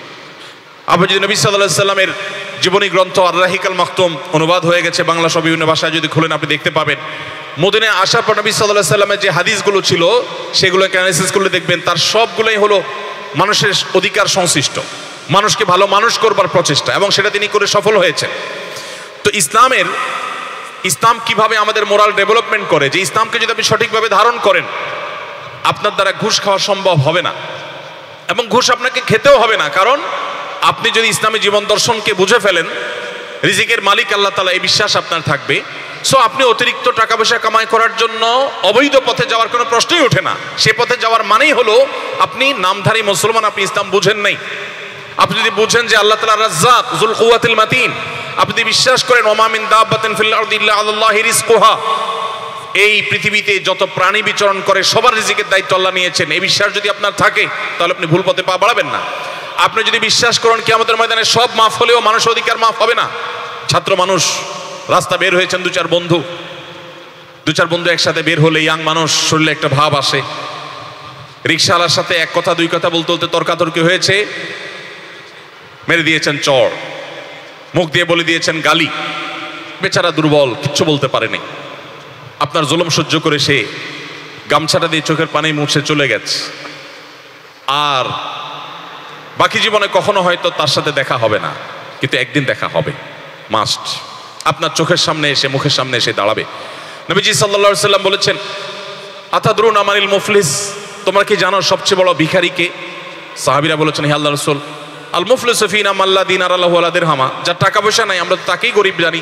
আপনি আবার কি কোনটার কথা মিন করছেন? নবীজি বলছেন, না, আমি সেটা মিন করছি না। যার টাকা পয়সা নাই সে আজকে ভিখারি হতে পারে, কালকে ধনী হয়ে যাবে, এটা তো কোনো বিষয় না। প্রকৃত অর্থে সবচেয়ে ভিখারি হলো সেই হতভাগা যে দুনিয়াতে অনেক কোরআন তেলাওয়াত করেছে, হজ ওমরা করেছে, দান সাদেকা করেছে, যাকাত দিয়েছে, নামাজ পড়েছে, রোজা রেখেছে, দাড়িও লম্বা ছিল, পর্দাও করেছে, সবই ঠিক ছিল। কিয়ামতের ময়দানে সে আমলের পাহাড় নিয়ে উঠেছে, সেটাও ঠিক ছিল, বিপুল পরিমাণ আমল, তার আমল আর আমল। হাজী সাহেবের আমল নামা আমলে ভরা। ঠিক যখন জান্নাতে যাওয়ার জন্য মোছে তাও দিচ্ছেন, ওই সময় ওই রিকশাওয়ালা হাজির হয়ে গেছে, এসে বলছেন, আল্লাহ, উনি কোথায় যাচ্ছেন? জান্নাতে, আমার কথা আছে। যখন রিকশাওয়ালা ছিলাম, বন্ধু বান্ধবের সাথে কলেজে পড়তো, ভার্সিটিতে পড়তো, 4-5 জন একসাথে ছিল, সামান্য একটু কথা কাটাকাটির ভিত্তিতে আমার ভাড়াটা না দিয়ে সে চলে গেছে। আমি সে ভাড়াটা চাই, এখন আমার অধিকার, এটা অনাদায় রয়ে গেছে। একজন নাস্তিকের সাথে একজন মুসলমানের এখানে একটা বড় পার্থক্যের জায়গা পরিষ্কার হয়ে যায়। একজন নাস্তিক দুনিয়াতে সুবিচার পায় নাই, সে দুনিয়া থেকে চলে যাবে ও স্যাড ব্যাড বলতে বলতে, এছাড়া তার আর কোনো পথ খোলা নেই। কিন্তু একজন বিশ্বাসী সে জানে দুনিয়াতে যত সব ভুল বিচার করতে পারেন, তিনি সঠিকটা উদ্ঘাটন নাও করতে পারেন, ভুল এভিডেন্সের ভিত্তিতে ভুল বিচার করতে পারেন, তার ভুল হতে পারে, তিনি মানুষ। আমি সুবিচার পৃথিবীতে নাও পেতে পারি, জুলুম সহ্য করতে করতে পৃথিবী থেকে আমার চলে যেতে হয়েছে, সেটাও হতে পারে, বাট বিচার একদিন হবে। আল্লাহ তাআলা ভুল করবেন না, এই বিশ্বাস একজন মুসলমানকে যে মানসিক শান্তি দেয়, জগতের সমস্ত সুখের উপকরণের মালিক হওয়া সত্ত্বেও একজন ধর্ম প্রতি অবিশ্বাসী একজন নাস্তিক তিনি কখনো এই শান্তি কিন্তু লাভ করতে পারেন না। এজন্য ভাইরা, ওই ব্যক্তি যখন রিকশাওয়ালা তার সামনে এসে চলে হাজির হবে, বাসের কন্ট্রাক্টর তাকে কথায় কথায় গালিগালাজ করেছেন, মারধর করেছেন, ভাড়া না দিয়ে নেমে চলে আসছেন। 2-4 বন্ধু মিলে গেছেন হোটেলে, চায়ের দোকানে, টি বয় বেচারা বা মিসিয়ার বেচারা সে দিতে একটু দেরি করেছে, ডেকে এনে তাকে 2টা চট দিয়ে দিয়েছেন, এতবার ডেকেছি তুই শুনিস নাই। অনেক জুলুম জীবনে করেছেন। এরপর একটা পর্যায়ে এসে আল্লাহ তাআলা দিনের বুঝ দিয়েছেন, লম্বা হাজী সাহেব হয়ে গেছেন, দায় রেখেছেন, জুব্বা রেখেছেন, প্রতি বছর উমরা যান, প্রতি বছর হজে যান, বাইতুল্লাহ গিয়ে ইতিকাফ করেন, মসজিদ করেছেন, মাদ্রাসা করেছেন, দান করেন, সাদেকা করেন, মাহফিল করেন, হুজুরদেরকে হাদিয়া দেন, মসজিদ বানিয়েছেন, শিক্ষা প্রতিষ্ঠান বানিয়েছেন, অনেক ভালো ভালো কাজ করেন। কিন্তু ওই যে যৌবনকালে যে অপকর্মগুলো করে আসছেন তার একটারও বিহিত হয় নাই। ওই রিকশাওয়ালার কাছ থেকে মাপ চাওয়া হয় নাই, ওই মিসিয়ারের কাছ থেকে তার কাছ থেকে না দাবি নেওয়া হয় নাই, ওই বাসের কন্ট্রাক্টরের সাথে যে দুর্ব্যবহার করেছেন সেটা কোনো বিহিত করা হয় নাই। চেয়ারে বসে যখন ঘুষ নিয়েছেন, কার কাছ থেকে নিয়েছেন আর খবরও পান নাই, তার কাছ থেকে সেটা মাপও চাইতে পারেন নাই, তাকে ফেরতও দিতে পারেন নাই। এরপরে হাজী সাহেব অবস্থায় মৃত্যুবরণ করেছেন। এই হাজী সাহেবের পরিণতি কি হবে? মুসনাদ আহমদের হাদিস বলছে, এরকম অবস্থায় সমস্ত প্রাপকদের পাওনা দেওয়ার জন্য তার জীবনে যত আমল করেছে এগুলোর সওয়াব দিয়ে দিয়ে, কারণ সেখানে তো টাকা পয়সা থাকবে না, সওয়াব দিয়ে দিয়ে আল্লাহ তাআলা সমস্ত মামলাগুলো নিষ্পত্তি করবেন। এরপর দেখা যাবে তার কোনো সওয়াব নেই, আছে পাপের বোঝা, তখন জাহান্নামে ফেলা হবে। নবীজি বলেছেন, এই হলো সবচেয়ে ভিখারি, এই হলো সবচেয়ে অভাবী, সবচেয়ে নিঃস্ব, যে আমল করেও জাহান্নামে যাবে শুধুমাত্র মানুষ অধিকার নষ্ট করবার জন্য।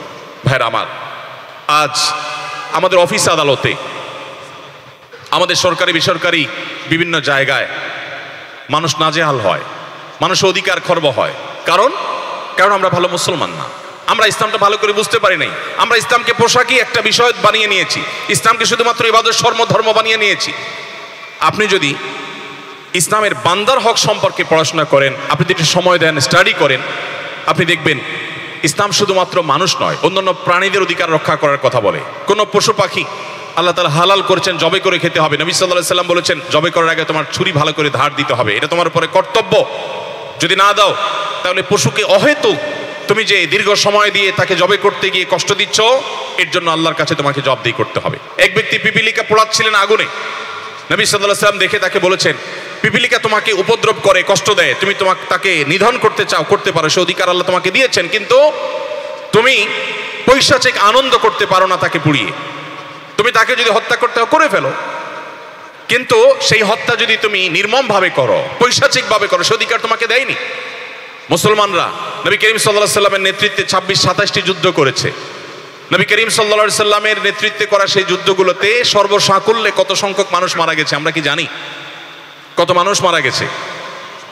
সব যুদ্ধ মিলে সর্বসাকুল্যে 1000-এর কম মানুষ মারা গেছে, 1000-এরও কম। এর মধ্যে রণাঙ্গনে একেবারে যুদ্ধক্ষেত্রেই মারা গেছে যে মানুষগুলো, তাদের সংখ্যা মাত্র 400 চাইতে সামান্য কয়েকটু বেশি, 400 প্লাস মাইনাস।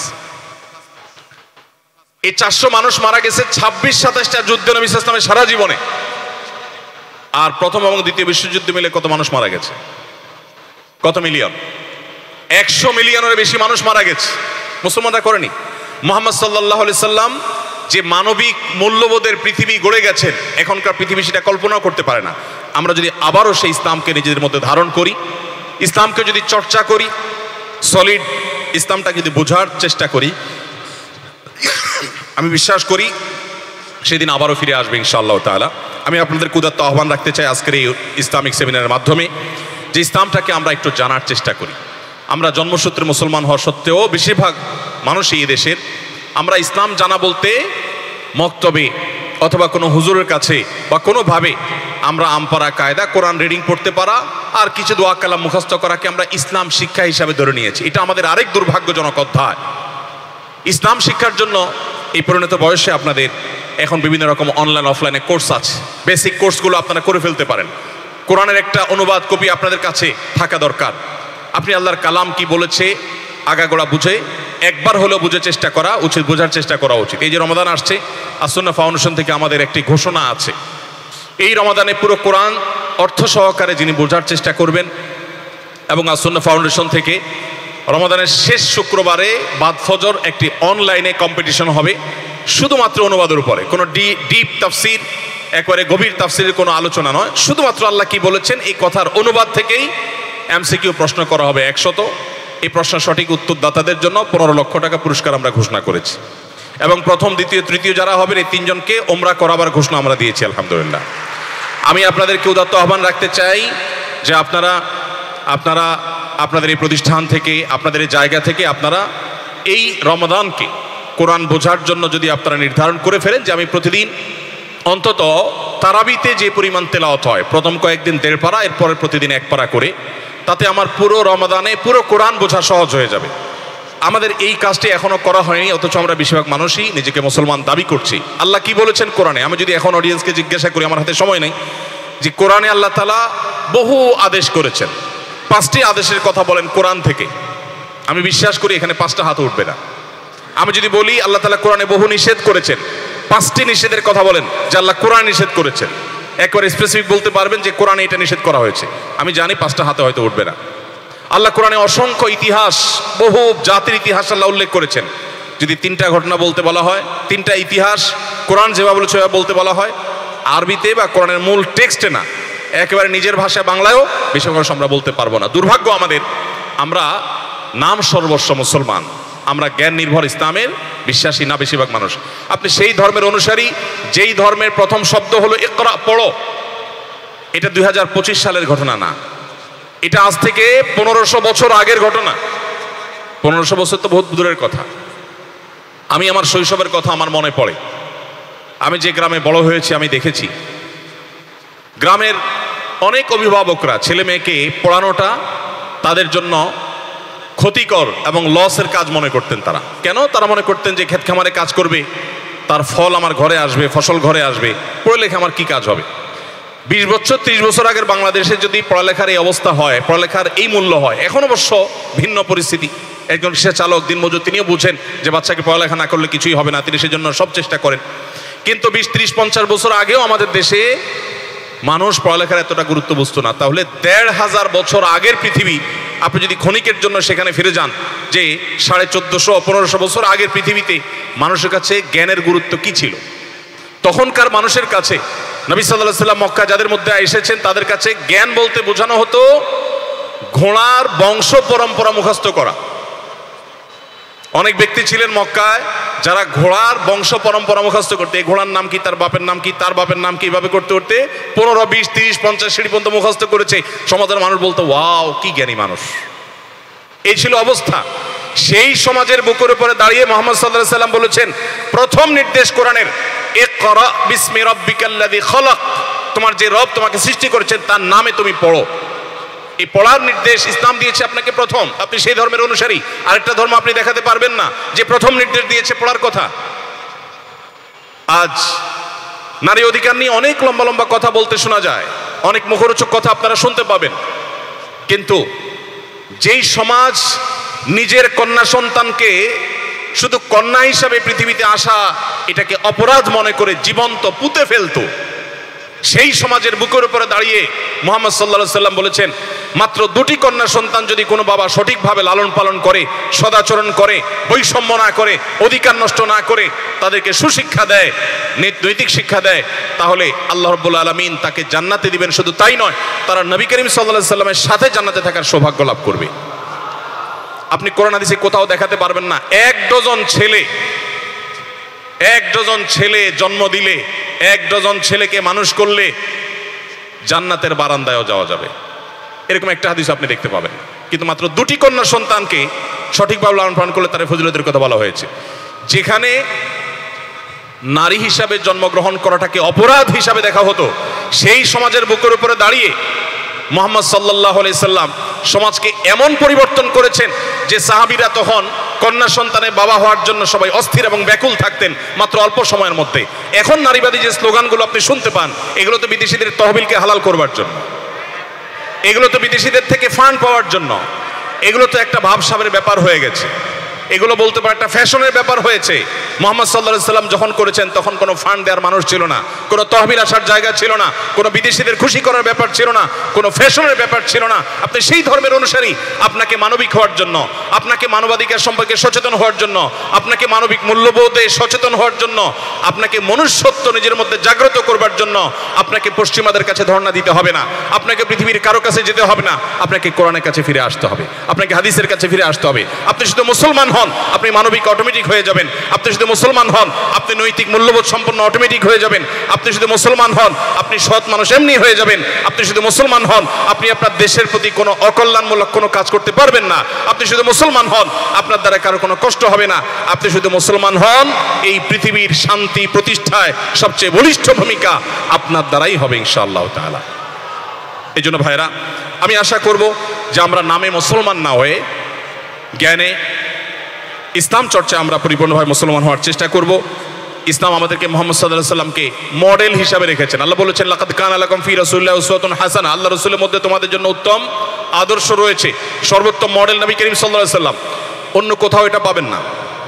মুহাম্মদ সাল্লাল্লাহু আলাইহি ওয়াসাল্লামকে দেখানো হয়েছে তিনি কিভাবে তার জীবন যাপন করেছেন, কিভাবে চলতে বলেছেন, নিজে চলেছেন। পৃথিবীর বহু মনীষী পাবেন, অনেক বড় বড় নীতিবাক্য শুনিয়েছেন, অনেক রাষ্ট্র চিন্তক পাবেন, অনেক দার্শনিক পাবেন, রাষ্ট্র দর্শন তারা দেখিয়েছেন, পৃথিবীর মানুষের কাছে পেশ করেছেন, নিজে রাষ্ট্র চালান নাই। মুহাম্মদ সাল্লাল্লাহু আলাইহি ওয়াসাল্লাম যা বলেছেন তা নিজে করে দেখিয়েছেন। এই জন্য আল্লাহ বলেছেন সর্বোত্তম উদাহরণ তিনি, অনুপম আদর্শ তিনি, তার মতো আদর্শ আরেকজন খুঁজে পাবেন না। তিনি রাষ্ট্রনায়ক হয়ে কিভাবে রাষ্ট্র চালাতে হয় জীবন দর্শন দিয়েছেন, সেটাকে ইমপ্লিমেন্ট করেছেন। তিনি বাবা হিসাবে কেমন হতে হবে বলেছেন, নিজে সেটা করে দেখিয়েছেন। তিনি নায়ক হয়ে কিভাবে চালাতে হবে বলেছেন, করে সেটা দেখিয়েছেন। তিনি যতগুলো যুদ্ধে সামিল হয়েছেন, কোনো অমুসলিম কোন মুহাম্মদ সাল্লাল্লাহু আলাইহি ওয়াসাল্লামের প্রতি বিদ্বেষ পোষণকারী মুসলমানদের চরম শত্রু বলতে পারবে না যে মুহাম্মদ সাল্লাল্লাহু আলাইহি ওয়াসাল্লামের এতগুলো যুদ্ধে শামিল হয়েছেন, একটি যুদ্ধে শত্রুপক্ষের কোন লাশের সাথে অপমানজনক কোন আচরণ করা হয়েছে কেউ বলতে পারবে না। আবু জাহাল, আবু লাহাব, বড় বড় কাফির মুশরিকদের নেতারা, দুর্ধর্ষ কাফির এবং মুসলিম বিদ্বেষীরা, তাদের যখন জেহাদের ময়দানে তাদের লাশ পড়েছিল, তাদের লাশের সাথে কোনো অপমানজনক আচরণ করতে দেওয়া হয়নি। মুহাম্মদ সাল্লাল্লাহু আলাইহি ওয়াসাল্লাম বলেছেন, তার সম্পর্কে হাদিস আছে, নাহান নবী সাল্লাল্লাহু আলাইহি ওয়াসাল্লাম আনিল মুসলা, কোনো মানুষ মারা যাওয়ার পরে সে যদি শত্রুও হয়, তার লাশকে ক্ষতবিক্ষত করা, কাটাকাটি করা, পৈশাচিক আনন্দ করা নবী সাল্লাল্লাহু আলাইহি ওয়াসাল্লাম নিষেধ করেছেন। তার সামনে দিয়ে এক ইহুদির লাশ নেওয়া হচ্ছিল, তিনি সম্মান প্রদর্শন করলেন। একজন বলল, হে আল্লাহর রাসূল, আলাইসাত ইয়াহুদিয়ান, এটা কি একজন ইহুদির লাশ না, আপনি কেন সম্মান দেখাতে গেলেন? নবীজি বলেছেন, আলাইসাত নাফসা, এটা ইহুদির লাশ, কিন্তু এই লাশের এই লোকটি কি মানুষ নয়? আমি তাকে মানুষ হিসাবে কি মর্যাদা দেব না? আপনি সেই ধর্মের অনুসারী। এই জন্য পশ্চিমাদের কোনো মুখরোচক স্লোগানের আমাদের প্রয়োজন নেই। আমরা জ্ঞান বিজ্ঞান, তথ্য প্রযুক্তি অনেক ক্ষেত্রে আমরা তাদের থেকে পিছিয়ে আছি, সেগুলো অবশ্যই আমরা তাদের কাছ থেকে নিব, কিন্তু বস্তা পচা সস্তা আইডিওলজি যদি তাদের থেকে আমরা ধারণ করি, তাহলে এর চাইতে বড় দুর্ভাগ্য আর কিছুই হবে না। এটি হবে অনেকটা বাঘের বাচ্চা শেয়ালের অনুসরণ করার মতো। আমি আশা করব যে আমরা নামে মুসলমান না হয় ইসলামটাকে জানার জন্য কোরআন খোলা এবং হাদিস করার চেষ্টা করব, ইসলামকে বোঝার চেষ্টা করব, আমাদের জীবনকে আমরা গঠন করার চেষ্টা করব। ইসলাম কিভাবে একটা মানবিক মূল্যবোধ সম্পন্ন সমাজ গড়ে তুলতে বলেছে, এ সম্পর্কে অনেক কথাই বলার ছিল, অনেক কথাই বলার মতো আছে, কিন্তু সময় আমাকে আর সায় দিচ্ছে না। আমি শুধু সর্বশেষ দুটি পয়েন্ট বলে শেষ করতে চাই খুবই সংক্ষেপে। তার একটি হলো, আজ আমাদের সমাজে এক শ্রেণী মানুষ দেখবেন যারা ইসলামের ব্যাপারে বীতশ্রদ্ধ একটা ভাব নানাভাবে সৃষ্টি করবার চেষ্টা করছে। আপনি দেখবেন পশ্চিমে যে ইসলাম ফোবিয়া আছে, এই ফোবিয়া আমাদের সমাজেও খুব ভয়ঙ্করভাবে গত অনেক বছর যাবত এদেশে চর্চা হয়েছে, এখনো হচ্ছে। আপনি একটা জিনিস দেখতে পাবেন, ইসলাম মানে একটা ভয়ের বিষয়, এরকম একটা উপস্থাপন সমাজে সর্বত্র আছে। ইসলাম মানে মহিলারা ঘর থেকে বের হতে পারবে না, পড়ালেখা করতে পারবে না, শিক্ষিত হতে পারবে না। ইসলাম মানে সবাই দায়িত্বের উপরে হুজুর হয়ে যেতে হবে। ইসলাম মানে কোনো ভার্সিটি থাকবে না, ইসলাম মানে কোনো কিছু থাকবে না, এরকম একটা ভাব দেওয়ার চেষ্টা করা হয়। অথচ ইসলামে যে দণ্ডবিধি আছে, এই দণ্ডবিধিগুলো যদি আপনি অ্যানালাইসিস করেন, আপনি অবাক হবেন। ইসলামের সবচেয়ে গুরুত্বপূর্ণ কাজ কোনটা? সবচেয়ে গুরুত্বপূর্ণ কাজ কোনটা ইসলামে? 5 ওয়াক্ত নামাজ। এর চাইতে গুরুত্বপূর্ণ কোন নির্দেশ নাই আল্লাহ। সবচেয়ে গুরুত্বপূর্ণ নির্দেশ হলো 5 ওয়াক্ত নামাজ, ইমানের পরে। ইসলামের নির্দেশ হলো, কোন মুসলমান যদি 1 ওয়াক্ত নামাজও না পড়ে, কেউ 2 ওয়াক্ত পড়লো, 3 ওয়াক্ত পড়লো না, ইসলামের দণ্ডবিধি তার জন্য কোনো দণ্ডের কথা বলা হয়নি। ইন্টারেস্টিং বিষয়, ইসলামের সবচেয়ে গুরুত্বপূর্ণ নির্দেশ, সেটা অমান্য করলে কোনো শাস্তির কথা কোরআন হাদিসে কোথাও নেই। এমনকি এত বেত্রাঘাত, এটাও বলা হয়নি যে বেত্রাঘাত করতে হবে তাকে। অর্থাৎ কোনো হদ কোরআন এবং সুন্নাহ নির্ধারণ করে দেওয়া হয়নি যে এটার জন্য এই শাস্তি। এরপর আসেন, দ্বিতীয় সর্বোচ্চ গুরুত্বপূর্ণ বিধান কি? যাকাত। যাকাত যদি কেউ না আদায় করে সে জাহান্নামে যাবে, অনেক শাস্তির কথা বলা আছে, কিন্তু ইসলামী দণ্ডবিধিতে তার জন্য স্পেসিফিক শাস্তি ঠিক করে দেওয়া হয় না যে যাকাত আদায় না করলে এই শাস্তি। হ্যাঁ, ইসলামী রাষ্ট্র তার কাছ থেকে আদায় করবে। ইসলামী অর্থনীতির মূল ভিত্তি যাকাত। আপনারা জানেন যে গত এক অর্থ বছরে IMF যে পরিমাণ টাকা পৃথিবীর বিভিন্ন দেশকে, বিভিন্ন প্রতিষ্ঠানকে দিয়েছে, তাদের যে বাজেট ছিল, গোটা পৃথিবীতে মুসলমানদের যে যাকাত কালেকশন হয় সেটা IMF এর সে বাজেটের চাইতে কয়েক গুণ বেশি। আপনি গুগল করলে দেখতে পাবেন। শুধু আমাদের দেশে যে পরিমাণ যাকাত কালেকশন হওয়ার কথা, শুধু ফসলের যাকাতটা যদি সঠিকভাবে কালেকশন হয়, এদেশে একজন মানুষ আর খাদ্যের অভাবে থাকার কথা না। এই রকম গুরুত্বপূর্ণ একটা বিষয়, সেটাও যদি কেউ পালন না করে, ইসলামে শরিয়া বলা হয় না যে তাকে মৃত্যুদণ্ড দাও, অথবা তার হাত কাটো, অথবা তাকে বেত্রাঘাত করো, কোনো শাস্তির কথা বলা হয়নি। তাহলে কোথায় শাস্তির কথা বলা হয়েছে? চুরি করলে শাস্তির কথা বলা হয়েছে, ডাকাতি করলে শাস্তির কথা বলা হয়েছে, সন্ত্রাস করলে শাস্তির কথা বলা হয়েছে, কাউকে মিথ্যা অপবাদ দিয়েছেন, কারোর চরিত্র হনন করেছেন, প্রমাণ করতে পারেন নাই, প্রমাণ ছাড়া মানুষের চরিত্র হনন করেছেন, কোনো নারীকে মিথ্যা অপবাদ দিয়েছেন, তার জন্য শাস্তির কথা বলা হয়েছে। কেন? কারণ এই অপরাধগুলো ব্যক্তির নিজের ক্ষতি না, এগুলোতে সমাজ অস্থির হয়, সমাজ অস্থিতিশীল হয়। এগুলোকে কঠোর হস্তে দমন না করলে সমাজ ক্ষতিগ্রস্ত হবে, ধ্বংসপ্রাপ্ত হবে। সেজন্য শরীয়ত সেগুলোর দণ্ডবিধির কথা বলেছে, অন্যগুলোর জন্য নয়। কেউ গান শুনছে, কেউ মিউজিক দিয়ে গান শুনছে, গান দিয়ে পুরা সে প্রকম্পিত করে ফেলছে আশপাশটাকে। অবশ্যই ইসলামী শরিয়ার বিচার ব্যবস্থা থাকলে সেখানে তার বিচার করা হবে, কিন্তু কোনো দণ্ড শরীর ঠিক করে দেয় না যে এটা করতে হবে, যেটাকে হদ বলা হয়, সর্বোচ্চ পর্যায়ে বলা হয়। তাহলে বোঝা গেল যে ইসলাম পালন না করলেই ভয়ঙ্কর অবস্থা তৈরি হবে, এরকম একটা আতঙ্ক আমাদের মধ্যে তৈরি করা হয়েছে। ব্যক্তি পর্যায়েও কেউ মুসলমান হলে সে বোধহয় সামাজিক হয়ে যেতে হবে, এরকম একটা আতঙ্ক তৈরি করা হয়েছে। এর জন্য অবশ্য আমাদের আচরণগত দায়ও আছে। আমরা অনেকে আছি, এই ইউনিভার্সিটি স্টুডেন্টদের মধ্যে অনেকে আছেন যে হুজুর হওয়ার পর একটু ঢিলা হয়ে যান। ঢিলা হয়ে যাওয়া মানে কি? হুজুর হওয়ার আগে পড়ালেখা খুব সিরিয়াস ছিল, হুজুর হওয়ার পর পড়ালেখা ছেড়ে দিছে। আমার কাছে অনেকে আসে, ভাই আর কি লাভ হবে সব দুনিয়ার পড়ালেখা, ভালো লাগে না। তাই বলি বড় শয়তান ঢুকছে আপনার মাথায়। আপনি নামাজ পড়ছেন, দায় রাখছেন, ভালো কথা, কিন্তু আপনি পড়ালেখা করে আর কি লাভ হবে, এই যে চিন্তা ঢুকছে, এটাই হলো ইন্ডিকেটর যে আপনার মাথায় বড় ধরনের ভূত ঢুকছে, শয়তান ঢুকছে। ইসলাম আপনাকে এটা বলেনি। তো যাই হোক, আমরা যদি ইসলামকে সঠিকভাবে চর্চা করি, ইনশাআল্লাহ আমাদের মোরাল এবং নৈতিক ডেভেলপমেন্ট হবে। আমি আশা করব সেটার জন্য ইসলামকে আমরা জানার চেষ্টা করব, ইসলামকে বোঝার চেষ্টা করব, এবং সেই সাথে ইসলাম আমাদেরকে ইসলামী সমাজ, ইসলামী সোসাইটি এবং সবচেয়ে বড় জিনিস হলো যে সান্নিধ্য, এই বিষয়টাকে ইসলাম বেশি গুরুত্ব দিয়েছে। সত্যনীতি বাক্য বললে বা শুনলে মানুষের জীবনে পরিবর্তন আসবে না। এই জন্য আল্লাহ বলেছেন, ইয়া আইয়ুহাল্লাযীনা আমানুত্তাকুল্লাহ ওয়া কুনু মাআস সাদিকিন, তোমরা মুত্তাকি হও এবং সত্যবাদীদের সাথে থাকো। যত ভালো মানুষের সাথে থাকবেন, যত ভালো পরিবেশ পাবেন, তত বেশি আপনার ভিতরে ভালো মানসিকতা সৃষ্টি হবে। এই জন্য আল্লাহ তাআলা শুধু কোরআন দেন নাই, আল্লাহ তাআলা রাসূল সাথে দিয়েছেন। আল্লাহ তাআলা আসমান থেকে কোরআন জিবরিলকে দিয়ে পাঠিয়ে দিতে পারতেন অলৌকিকভাবে মক্কার ছাদের উপরে, হারামে।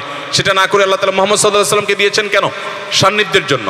এই জন্য আমাদের জীবনকে পরিবর্তন করবার জন্য ইসলামকে জানতে হবে, ইসলামকে বুঝতে হবে, ইসলামকে চর্চা করতে হবে, এবং ভালো মানুষ, নেককার, আল্লাহভীরু এবং খালেস মুত্তাকি মানুষের সান্নিধ্য, এরকম ভালো মানুষ খুঁজে খুঁজে, ভালো সোসাইটি খুঁজে খুঁজে সেগুলোর সাথে আমাদেরকে এঙ্গেজ হইতে হবে, অনবোর্ড হইতে হবে। তাহলে আমাদের জীবন আলোকিত হবে, সুন্দর হবে, এবং সুন্দর হবে আমাদের প্রিয় স্বদেশ। আমি দীর্ঘ সময় আপনাদের নিয়েছি, সংক্ষেপ করার কথা বলেও সংক্ষেপ করতে পারিনি, সেজন্য দুঃখ প্রকাশ করছি।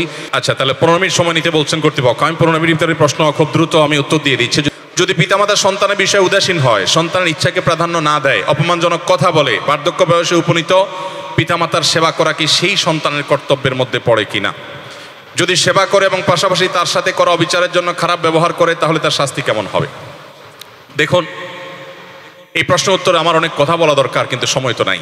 আমি শুধু এইটুকু বলবো, পশ্চিমের অপসংস্কৃতির এটা আমাদেরকে এমনভাবে গ্রাস করেছে যে আমি এখন এখানে যখন পড়ছিলাম যে বাবা মা সন্তানকে অপমান করে কথা বলে, এখানে অপমানের ডেফিনিশনটা কি? আপনার বাবা মা যদি আপনাকে বলে যে তুই কি মানুষ হবি না, আপনি যদি পশ্চিমের চশমা চোখে লাগিয়ে থাকেন, তাহলে ডেফিনেটলি আপনার কাছে মনে হবে এটা তো অনেক বড় অপমান আমার জন্য। কিন্তু আপনি যদি ইসলামের চশমা পরে থাকেন, তাহলে আপনার কাছে মনে হবে যে পৃথিবীতে এই লোকটা, এই বাবা, এই মা, এই মানুষটার চাইতে আমার আপনার এর চেয়ে বেশি আর কেউ হওয়ার কোনো স্কোপ নাই। এই মানুষটা আমাকে যত কষ্ট দিয়ে কথা বলুক, যত কঠোর কথা বলুক, এগুলো আমার ভালোর জন্য বলছে, এটাকে আমার অ্যাপ্রিসিয়েট করা উচিত, এটাকে আমার ভালোভাবে নেওয়া উচিত, এটা আমার কল্যাণের জন্য করেছেন। আপনারা যারা স্টুডেন্ট আছেন এবং শহরে বড় হয়েছেন, বেশিরভাগই বাপ মার খুব বেশি মাইর ধরে আপনারা খান নাই। আমরা যারা এখানে 45 বা 40+ যারা আছেন বা 50+ যারা আছেন, স্যাররা আছেন, তাদের বেশিরভাগই দেখবেন যে বাপ মার হাতে আমরা বহু মারধর খেয়েছি। যারা বাপমার হাসে মারধর খেয়েছেন, বাপমার হাসে বকুনি খেয়েছেন, আমি বিশ্বাস করি এখানে একজনও নেই যে তারা বলবেন যে আমার বাপমার এই যে এত টর্চার আমাকে সহ্য করতে হয়েছে, এত কথা আমাকে শুনতে হয়েছে, হুজুর এখন কি সেই বুড়ো বাপমার আমার খাওয়ান দাওয়ান দিতে হবে কি না? এই প্রশ্ন স্যারদের কেউ করার কথা মাথায়ও আসবে না। পার্থক্যটা দেখেন, এখানে বিশাল বড় জেনারেশন গ্যাপ হয়ে গেছে। কারণ ওনাদের মাথায় ওই পশ্চিমা ভূত এতটা চাপে নাই আপনাদের মাথায় যতটা চেপেছে। সরি টু সে, পশ্চিমে ছোট ছোট বাচ্চাকে ফুসলানো হয় বাসায় গেলে। আমি টোকিওতে একবার একটা সেমিনার শেষে এক বাংলাদেশি এসে আমাকে বললেন, ভাই অনেক কষ্টে পোলাপানি দেশে আনছি, এই ছেলে উল্টাপাল্টা কাজ করছে, ওর ধ্বংস হবে আমি জেনে ওকে শুধু নিষেধ করছি, কঠোরভাবে একটু নিষেধ করছি, কোনো গায়ে হাত দিই নাই, কিছু নাই, বলছি খবরদার আর করতে পারবো না, চোখ রাঙাইছি। সে থানায় কল করে দিছে, আমাকে ধরে নিয়ে গেছে, নিয়ে যেয়ে বলতেছে যে তোমার শাস্তি হলো তুমি একটা বাসা ভাড়া করে তোমার ছেলেকে সেখানে রাখবা, আর ছেলে আকাম কুকাম যা মনে চায় করবা, তার দিক চোখ তুলে তাকাতে পারবা না, খবরদার। তার বাসায় যেতে হলে তাকে পারমিশন নিবা, যে বাবা ক্লাস 7 না 6-এ পড়ে সেই ছেলে, যে বাবা আমি আসতে পারি কি পারি না। তো আমাকে বলতেছে হুজুর দুঃখের জায়গাটা হলো এতদিন আমার ঘরে থেকে সে অপকর্ম করছে, আমি অন্তত দেখছি, এখন আমাকে বলে দেওয়া হয়েছে যে তাকে আলাদা ঘর ভাড়া করে দিবা, সব খরচ খরচা দিবা, কিন্তু তাকাইতে পারবা না। বলেন এর চেয়ে বড় হাস্যকর আর কি আছে? তো এই জন্য বলি বাবা মা, আমি কিন্তু বাবা মা যদি আপনার প্রতি অবিচার করে সেটাকে আমি সাপোর্ট করছি না, ইসলাম সেটাকে সাপোর্ট করে না। হতে পারে অনেক বাবা মা আছেন সন্তানের প্রতি জুলুম করে, তাদেরও বিচার আল্লাহ তাআলা করবেন। হুজুররা অবশ্য একচেটিয়া ওয়াজ করেন, শুধু বাবা মাকে বাবা মার অধিকারের ওয়াজ করেন। আমাদের সমাজে সন্তানদের অধিকার নিয়ে ওয়াজ খুব একটা নাই, এটাও হওয়া উচিত। অনেক বাবা মা সন্তানদের অধিকার নষ্ট করেন, কিন্তু অধিকার নষ্ট বলতে কি বোঝানো হয়? আপনার ভরণ পোষণ দিচ্ছে না, আপনাকে অহেতুক বৈষম্য করছে, এক ছেলেকে দিচ্ছে আর ছেলেকে দিচ্ছে না, আপনার অধিকার থেকে আপনাকে বঞ্চিত করছে, কোনো যৌক্তিক কারণ ছাড়া আপনাকে বুড়ো বানিয়ে ফেলছে, বিয়ে দিচ্ছে না, এইটা অধিকার নষ্ট হতে পারে। কিন্তু আপনার বয়স 20-22 হয় নাই, এখন আপনি, আমার এখানে যতগুলো প্রশ্ন আসছে আমি কিছু প্রশ্ন দেখেছি, আমার মনে হয় মোর দেন 20% প্রশ্ন হলো বিয়ে শাদী সম্পর্কে। বেশিরভাগ ছেলে ফেলের একটাই চিন্তা যে বাপ মা বিয়ে দিচ্ছে না, ভাই এখন কি করব, এখন কি জরিনা সকিনের হাত ধরে পালাবো কিনা, এই প্রশ্নটা প্রায় 20% প্রশ্ন। তো এই ক্ষেত্রে আমার বাবা মাদের উদ্দেশ্যে কিছু বলার আছে, সেটা তো আর এখানে বলার দরকার নাই, যেহেতু বাবা মার এখানে নাই। আপনাদের কথা, বাবা মার ওয়াজ তো আপনাদের শুনে লাভ নাই, শুধু আপনাদেরকে এটুকু বলছি, বাবা মা যদি কখনো আপনার প্রতি কঠোর আচরণ করে সেটাকে আপনি দোষের মনে করবেন না। তবে হ্যাঁ, তারা যদি সীমা লঙ্ঘন করে আপনি সেটা কোনো ভালো আলেমের সাথে পুরো আলোচনা করে আসলে তাদের ভুলের জায়গাটা কতটুকু, আপনার জায়গা এটা আপনি ঠিকঠাক করবেন। আর সর্বশেষ কথা হলো, বাবা মা আপনার সাথে ভালো আচরণ করলে আপনি বুড়ো কালে তাদের ভরণ পোষণ দিবেন, আর ভালো আচরণ না করলে দিবেন না। এটা তো গিভ অ্যান্ড টেকের ব্যাপার হয়ে গেল, এটা তো রেস্ট টু রেন্ট হয়ে গেল, রেস্ট টু রেন্ট। আপনি তাকে ভালো কিছু দিবেন, তিনি আপনাকে ভালো কিছু দিলে, এই গিভ অ্যান্ড টেকের সম্পর্ক তো অন্য সব মানুষের সাথে। আল্লাহ বলেছেন হাল জাযাউল ইহসান ইল্লাল ইহসান, কেউ আপনাকে ভালো কিছু দিলে আপনি তাকে ভালো কিছু দিবেন। এটা তো আমার সাথে আপনার, কারণ আপনার সাথে আমার কোনো রক্তের সম্পর্ক নাই, এটা তো অন্য 10 জনের সাথে। বাবা মার সাথে সে সম্পর্ক না, বাবা মার সম্পর্ক হলো তারা কিছু আপনাকে দেখ বা না দেখ, আপনার পৃথিবীর আলো দেখার জন্য তারা উসিলা, তারা মাধ্যম, এই একটি কারণে যথেষ্ট সারা জীবন তাদের প্রতি অনুগত থাকবার জন্য। দেখুন একটি কথা আমি সব জায়গাতেই রিপিট করছি, সেটি হলো জ্ঞানে বিজ্ঞানে, তথ্য প্রযুক্তিতে, অবকাঠামোতে, অন্য অনেক জাগতিক দিক থেকে পশ্চিমের লোকেরা আমাদের চাইতে যদি 200 বছর এগিয়ে থাকে, পরিবার ব্যবস্থাপনায়, দাম্পত্য সুখে, বাবা মার সাথে সন্তানদের বন্ডিংয়ের ব্যাপারে, ফ্যামিলির সৌন্দর্যের ব্যাপারে আমরা পশ্চিমের চাইতে 500 বছর এগিয়ে আছি। সবকিছুতে পশ্চিমের অন্ধ অনুকরণ, এটা অধঃপতনের আলামত। এটা আমাদের সমাজের ব্যাপকভাবে আমি দেখছি ছেয়ে গেছে, তরুণদের ব্রেন বিশেষ করে ওয়াস্ট হয়ে গেছে। তারা মনে করে পশ্চিমের লোকেরা কত স্মার্ট, যে বাচ্চাদেরকে কোনো বকুনি দেওয়া যাবে না। আর আমাদের বাপ মা ধরে আপনার বেত দিয়ে আপনার পিছনে একের পর এক মারতে থাকে। আমি কলেজে পড়ি, এখনো আমাকে বকুনি দেয়। আমরা অনেকে মনে করি তাহলে আমার বাপ মা বোধহয় একটু সেকেলে পেছানো, আর পশ্চিমের বাপ মা বোধহয় অনেক এগিয়ে গেছে। এটা নিয়ে অনেক দীর্ঘ আলোচনা দরকার। পশ্চিমের ছেলেরা আপনাদের চাইতে মানসিকভাবে খুব বেশি সুখে আছে বলে কি আপনারা মনে করেন? আত্মহত্যার যে রেশিও পশ্চিমে বেশি না আমাদের এখানে বেশি? আমাদের এই দেশে কত রকমের অনাচার, চলার মতো কি আছে বলেন, এত নেগেটিভ দিক, এরপরও আমরা মানসিকভাবে ওদের চাইতে অনেক শান্তিতে আছি আলহামদুলিল্লাহ। এর অন্যতম কারণ হলো ইসলামের ছিটা ফোটা এটা এই সমাজে। শুধু ইসলাম কেন, আমাদের এই অঞ্চলের হিন্দুরাও, অন্য ধর্মাবলম্বীরাও, এই অঞ্চলের মানুষের যে সাংস্কৃতিক সৌন্দর্য এটা তাদেরও আছে এবং তারাও তার সুফল পাচ্ছে। এই জন্য পশ্চিমের ভালো জিনিস গ্রহণ করবেন, বস্তা পচা সস্তা এবং তাদের যে সমস্ত অথর্ব বিষয় আছে সেগুলো গ্রহণ করবেন না। আপনারা কয়দিন থেকে, বেশ কিছু বছর থেকে দেখছেন আমার দেশে ট্রান্সজেন্ডার এই মতবাদ, এটাকে পুশ করার চেষ্টা করা হয়েছে। হুজুররা সারা বছর ধরে বিরোধিতা করেছে যে এটা মানব সমাজকে অস্থির করে তুলবে, এটা করা যাবে না। হুজুররা যখন বলছে তখন আপনারা নাক ছিটকেছেন, আরে হুজুরদের তার কাজ কাম না খাইয়ে দেয়, সারাদিন শুধুমাত্র এই সমস্ত বকবক করে। যখন মার্কিন প্রেসিডেন্ট ডোনাল্ড ট্রাম্প দাঁড়িয়ে বললেন যে there is no gender, male এবং ফিমেল ছাড়া কোনো প্রকার জেন্ডার বলতে কিছু নাই, সব বাদ, ইউএসএইড যখন এখানে যে সমস্ত এনজিওগুলো এই শয়তানিগুলো করতো, এদের ফান্ড দেওয়া সব বন্ধ করে দিল, এরা তলপা গোটায় দেশের বাইরে যাওয়া শুরু করে দিল। এখন আপনার বুঝে আসছে হুজুররা যেটা বলছিল ওইটা ট্রাম্প সাহেব বলার পরে এখন মনে হচ্ছে বাহ, খুব যৌক্তিক কথা। হুজুররা যখন বলছে তখন আপনার কাছে যৌক্তিক মনে হয় নাই। ফ্যামিলি প্ল্যানিং এর নামে, পরিবার পরিকল্পনার নামে মানুষ জন্মের হার কমতে কমতে আমাদের দেশে যে পর্যায়ে আসছে, প্রেডিকশন বলছে যে 8-10-15 বছর পরে আমাদের দেশেই ক্রাইসিস তৈরি হবে, দেশ চালাবার মতো মানুষ পাওয়া যাবে না, বুড়ো দিয়ে ভরে যাবে দেশ। আপনি ইতালি সহ পৃথিবীর সমস্ত উন্নত দেশে যান, একটা উন্নত দেশও আপনি খুঁজে পাবেন না যেই দেশে যেই পরিমাণ মানুষ দরকার আছে সেই পরিমাণ মানুষের প্রোডাকশন হয়, জন্ম হয় নাই। প্রত্যেকটা দেশে ক্রাইসিস চলছে। প্রত্যেকটা দেশের গভর্নমেন্ট দেখবেন একটা ছেলে হলে প্রণোদনা দেয় ধরা যাক $200, 2টা ছেলে হলে $500, 3টা হলে $700। সন্তান যত জন্ম দিবেন তত পুরস্কার দিবেন। অথচ এই লোকগুলাই একসময় বলছিল ছেলে হোক আর মেয়ে হোক, কয়টা হলে যথেষ্ট? 2টা হলে যথেষ্ট, একটা হলে আরো ভালো হয়। বেশি ছেলে মেয়ে হলে বলে আরে বেটা হুজুর খ্যাত, হুজুরের কোনো স্মার্টনেস নাই। তো ওরা ধরা খায়া যে জায়গায় আসছে আমরা সেটা এখন শুরু করছি। পুরান পাগলের ভাত নাই, নতুন পাগল শুরু হয়েছে। আমরা যেন পশ্চিমের সব কিছুকে গোগ্রাসে না গেলি, ওদের অনেক ভালো জিনিস আছে সেগুলোকে অবশ্যই আমরা গ্রহণ করব, কিন্তু সব কিছু নয়। আমাদের নিজস্ব অনেক ভালো দিক আছে। মুসলিম আইডেন্টিটি নিয়ে আপনাকে প্রাউড করা উচিত। ওরা প্রাউড করে। আপনার ধর্মীয় প্রতিষ্ঠান কোনো কিছু করতে গেলে আপনার কাছে হুজুর হুজুর ভাব লাগে, আপনার কাছে জাত যা যায় ভাব হয়। ওদের অক্সফোর্ড পরিচালিত হয় চার্চ থেকে। ওদের ধর্মচর্চার ব্যাপারে, ওদের নিজের ধর্মকে ধারণ করার ব্যাপারে তাদের মধ্যে কোনো হেজিটেশন নাই, কিন্তু আপনার মধ্যে হেজিটেশন আছে মুসলমানের মধ্যে। এই জায়গাতে আমাদের বড় ধরনের পরিবর্তন আসা দরকার।